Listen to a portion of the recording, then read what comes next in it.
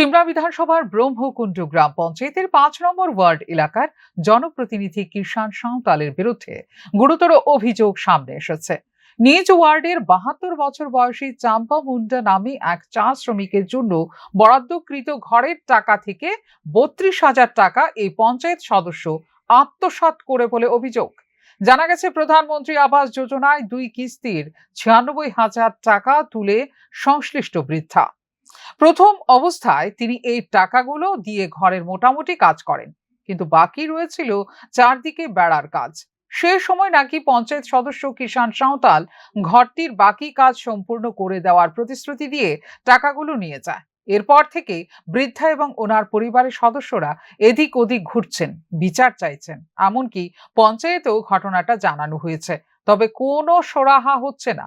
সংবাদ মাধ্যমের মুখোমুখি হয়ে গোটা ঘটনা নিয়ে নিজেই জানিয়েছেন বৃদ্ধা চম্পা মুন্ডা। আপনার নাম কি? চম্পা মুন্ডা। বাড়ি কোনখানে? ব্রহ্মকুণ্ড। চা বাগানে?